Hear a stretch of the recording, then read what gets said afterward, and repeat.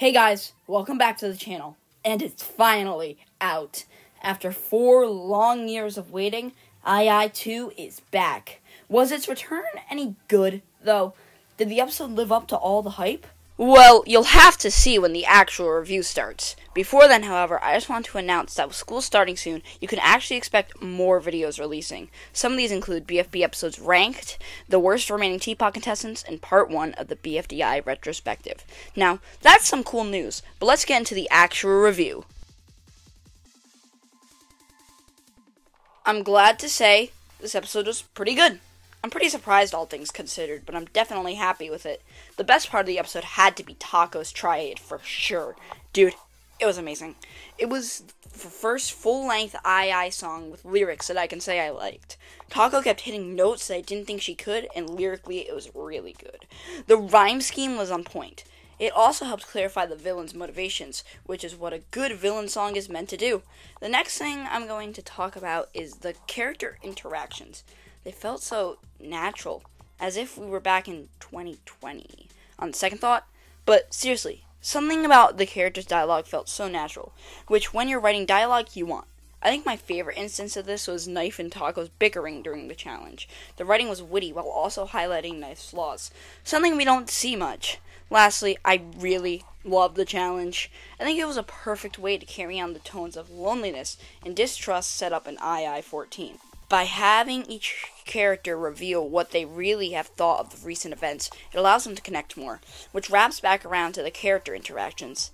This episode fits together really well, but there are just a few things I didn't like all that much. If you've been paying close attention, you may notice there is one character who I haven't brought up yet at all. That character, of course, being MePhone4. I mean, what happened here? It's like they wanted to mix his invitational self and his II-214 self. I just don't think those two can cohesively blend together well at all, so it comes off as a mess. I really hope this is fixed next episode, because I think MePhone4 is a great character. So, I know I literally just sang the writing's praises, but it also does feel like it comes up short, but that's most apparent in humor. This episode is not funny, and I think it tried too hard. Specifically with Lightbulb, I think Taco put it the best. Guess how insufferable my random humor was? I sincerely apologize to you all. Her random humor stopped working a few episodes ago, but it was at its worst here. So I'm glad she made her exit in this episode rather than next. Lastly, I wish we saw what happened to Toilet. I need to know what happened to the best assistant. That's all for the negatives. So now it's on to discussing who the best character in this episode was. Knife. It was Knife with no contest. Okay, maybe it could have been Taco, but come on, man. Knife was just so amazing in this episode.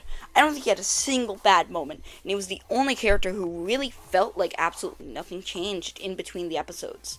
I like him trying to push all the weird stuff behind him. It reminds me of Grunkle Stan, oddly enough. Wow. If I had a nickel for every time I reference Gravity Falls in a review, I would have 2 nickels, which isn't a lot, but it's weird that it happened twice.